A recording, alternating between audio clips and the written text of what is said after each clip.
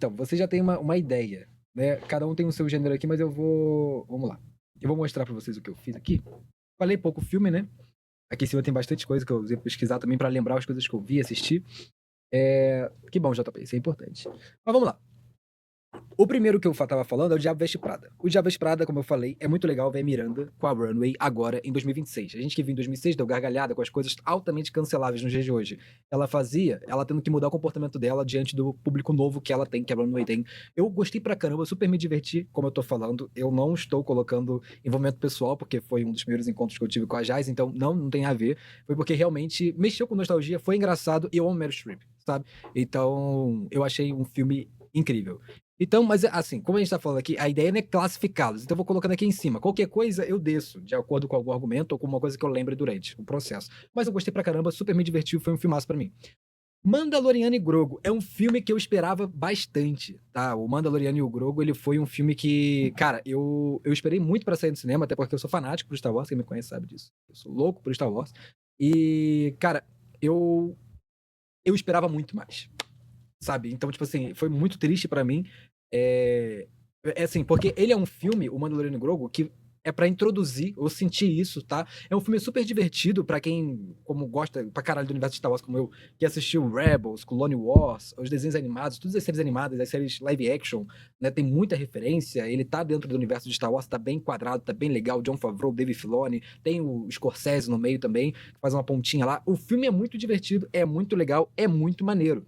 Só que, pra quem quer ver uma expansão do universo, aquele final de Ahsoka que ficou em aberto, o Almirante Ron voltando, e aí, teve alguma resposta? Não tem, não tem. O Luke Skywalker construindo o Templo Jedi, querendo reerguer a Ordem Jedi, não tem também. Não tem, sabe? Então, tipo, a gente não tem. A Primeira Ordem, não tem. Você não tem, tipo, uma resposta de muitas pontas soltas no universo de Star Wars e Mandaloriano e Grogu. Ele é muito mais voltado pro submundo, o que faz sentido pela proposta do Din Djarin ser um caçador de recompensa, agora contratado pela rebelião, né? Só que você não tem aquela dualidade legal que tem Endor igual o Rogue One, que você tem nenhum bem e o mal existe, sabe? Os rebeldes fazem coisas ruins também.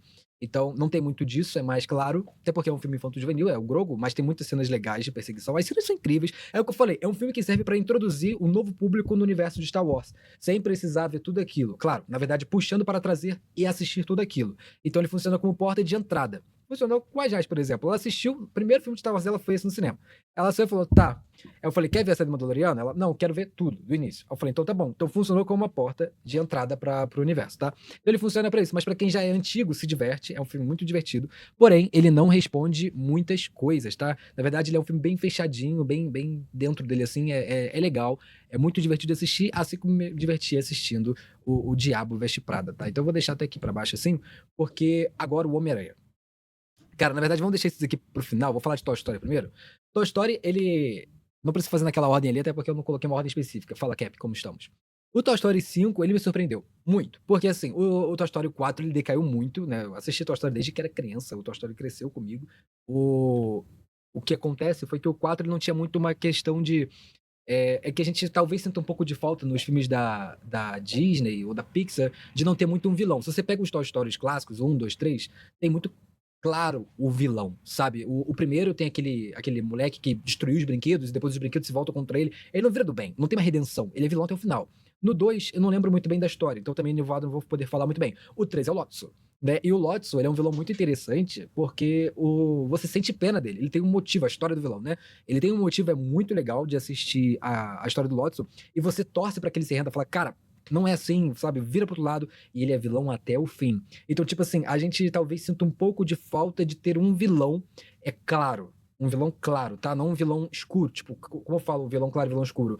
É entre linhas. Não, é um vilão explícito, tá ali, ó. Ele é um vilão e ele é ruim, ele não vai mudar, ele é assim até o final.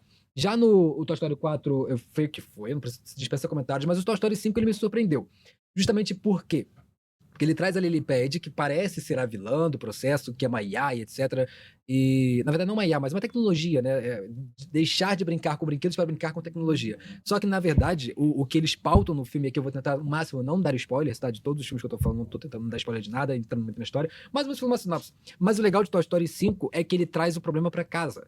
Né, que o problema, na verdade, estão com os pais que não estão conseguindo conscientizar o fato do tempo de tela da criança. Então isso é muito legal. Então as crianças estão deixando de ser crianças, estão se tornando meio que já adultas logo no início, porque elas pararam de brincar e estão com questões, problemas emocionais, problemas sentimentais sérios, de inclusão social até, por conta de tecnologia, sabe? Isso é muito legal. Então, tipo, a Lilypad não é uma vilã. Ela é um objeto, assim como todos os brinquedos. Isso foi muito legal. E, na verdade, o que você tem ali como atenção, que tá entre linhas, por isso que eu falei, é um vilão escuro, tá entre linhas ali. Atenta-se quem conseguiu prestar atenção no filme. O vilão, na verdade, ali foram os pais, na minha opinião, que no final perceberam o erro que fizeram de ter deixado a criança livre para fazer o que quiser com a Lilypad por tempo determinado e não ter essa consciência, sabe, de trazer um certo equilíbrio na questão tecnológica, orgânica, etc. Então, eu achei um filme muito bom, tá? Fora que foi muito engraçado ver os Buzz Lightyear, ver a Jessie como protagonista, foi bem legal, bem legal. A história da Jessie, ela expande, então é bem legal. Eu curti. Sinto falta, claro, dos brinquedos clássicos, do Senhor Batata, da galera sendo mais protagonista, assim, né? Muito personagem novo aparecendo, mas os personagens novos são legais, são muito bons, muito bem construídos, de frente do Garfinho no 4, eles são muito bem legais, você gosta deles. E é isso, é um filme muito bom. Eu me diverti muito no Toy Story 5 e eu saí surpreso, tá? Agora vamos para as polêmicas, né? Aqui a gente tem Homem-Aranha, Odisseia e Devoradores de Estrelas. Vou começar com Homem-Aranha, que é mais fantasy, né? Mais super-herói, é mais questão de Marvel, assim. Eu estava farto de filme de super-herói, eu consumo desde sempre, eu leio HQ, eu gosto pra caramba, Marvel, DC, eu amo, eu sempre assisti desenho, sempre assisti as séries, eu acompanhei Marvel desde cedo também. Lembro de estar no cinema todo emocionado com 11 anos, vendo os Vingadores juntos na tela pela primeira vez. Caraca, os Vingadores juntos, era uma parada meio que impossível de acontecer, foi uma magia do cinema pra mim naquela idade ver aquilo acontecendo pela primeira vez. Então, tipo, eu cansei da fórmula de super-herói, e a gente sempre tava com o Peter Parker muito afastado de ser um Peter Parker. E o Tom Holland, assim, ele é um bom ator, gosto dele pra caramba, mas como Homem-Aranha, ele não sei o que acontecia ali, que eu ficava meio em cima do muro, não é bom nem ruim, sabe? Não chega a ser um Tobey Maguire, não chega a ser um Andrew Garfield, ele é alguma coisa. Aí teve o No Way Home, né? Porque assim, o Homem-Aranha não teve uma história fechada dele, igual os outros tiveram. O Tom Holland não teve muito bem. Né? Teve a questão primeiro do Abutre, que tem muito Homem de Ferro, teve a questão do 2, que tem o mistério lá, que acaba que envolve Nick Fury, envolve toda uma questão que acabou destruindo um pouco do conceito do mistério, foi muito tecnológico, não foi muito magia, né? A galera não gostou muito. E o 3, que é aquela bomba, que é um filme de um roteiro muito fraco. Eu não gosto do roteiro do 3, mas eu adoro eu tava no cinema chorando pelo fanservice. Eu vi Dr. Octopus, eu vi o Tobey Maguire, isso foi legal pra caramba. Mas agora, o roteiro em si não é bom. Eu acho o Peter Parker burro, eu acho que nerfaram o Doutor Estranho naquele filme, eu acho ele muito infantil, tá? Diferente desse novo Homem-Aranha, que me surpreendeu pra caramba. Novamente, eu não vou dar spoilers aqui, mas a gente vê o Peter Parker sendo Peter Parker, a gente já imagina que ele vai sofrer, e ele sofre muito no filme. Os personagens que são coadjuvantes, eles têm um tempo de tela muito bem equilibrado, e, cara, é muito legal ver como eles interagem com esse Homem-Aranha, sabe? Tanto os personagens que foram rumores e que estão, quanto os que a gente já esperava que estariam por conta do trailer, né? É muito legal. Então, aquela teoria que a gente criava sobre quem seria a Sad Sink no filme, você vira do lado de cá e fala, eu sabia disso daí, eu sempre soube. Então, muito legal. Inclusive, a personagem dela, dentro do filme do Homem-Aranha, me surpreendeu como a melhor representada cinematograficamente, tá? A gente teve várias vezes esse personagem, eu posso estar falando tanto de Mary Jane, posso estar falando de qualquer coisa que a Sad Sink possa ser, né, que a gente suspeitava, mas dentro desse papel que ela atuou, na minha opinião, foi a melhor, tá?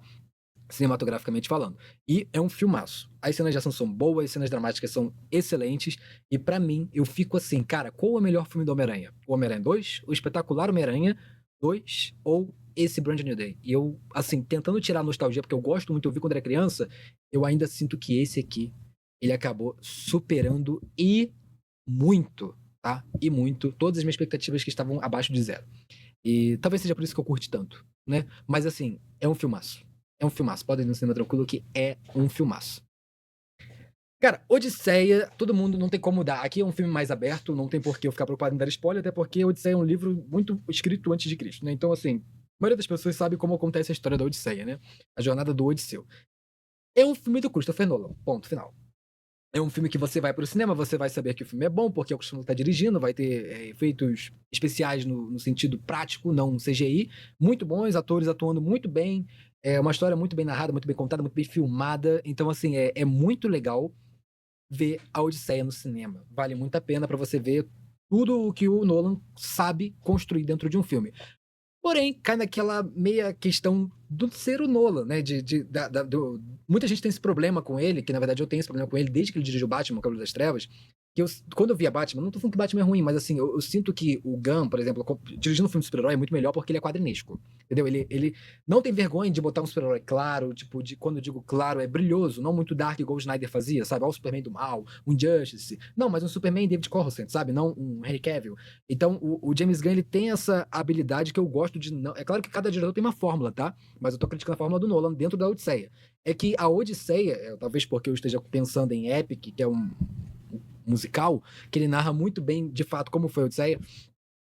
O filme do Nolan, você não vai esperar, porque ele tem aquela coisa de ser muito realista, e se isso aqui realmente acontecesse. Só que assim, ele acaba caindo num beco sem saída, porque tem Ciclope, tem uma ilha gigante, tem muita coisa, tem as sereias, tem muita coisa que acontece de mágico, né, na Odisseia, que não tem como ele esconder.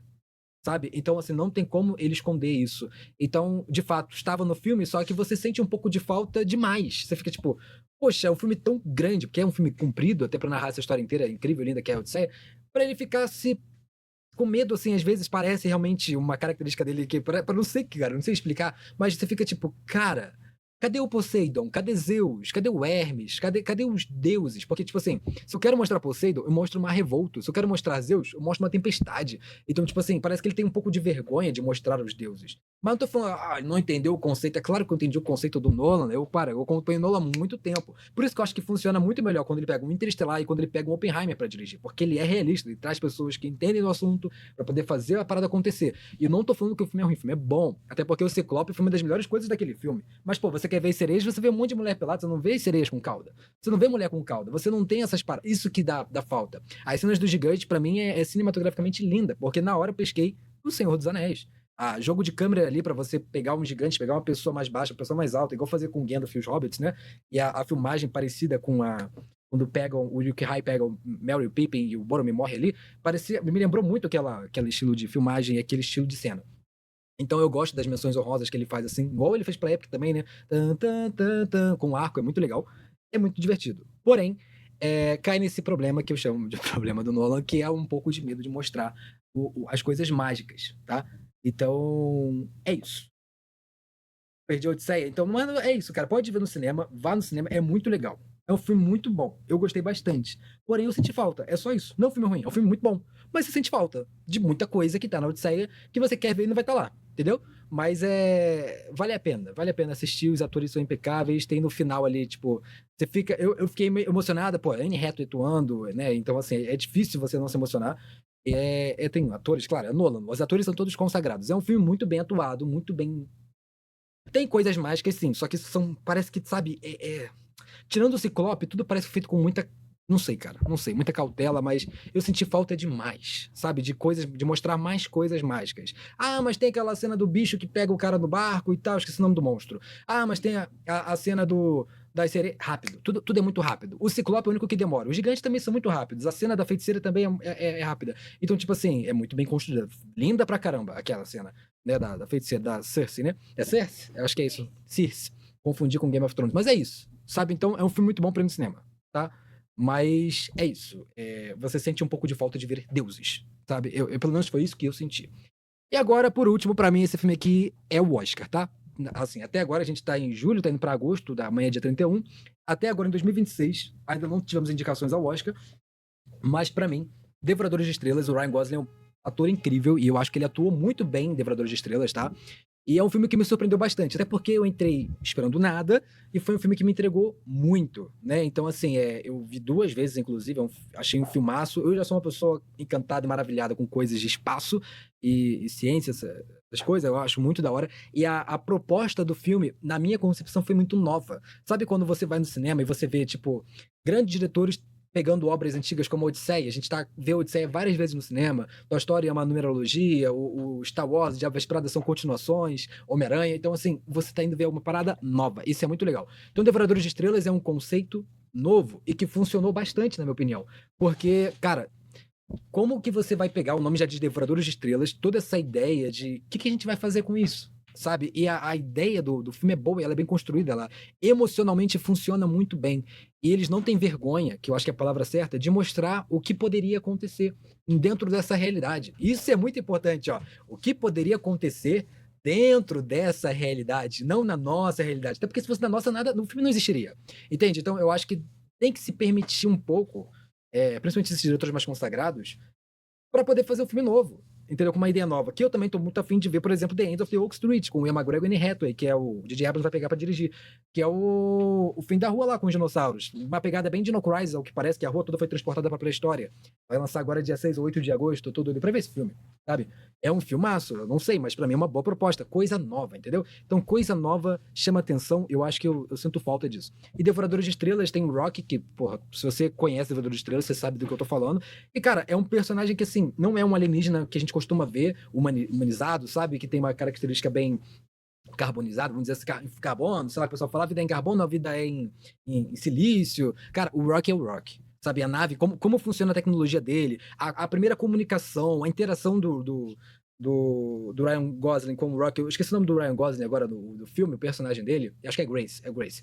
O Grace com o Rock é muito legal, sabe? Então, tem a música lá do Harry Styles que surpreende. Você pega um filme novo utilizando música nova, né? Num contexto muito legal. Então, eu não quero falar muito do filme, mas, tipo, cinematograficamente o filme é lindo. Tem cenas ali que, cara, teve uma cena específica que foi meu papel de parede. Foi muito linda, sabe?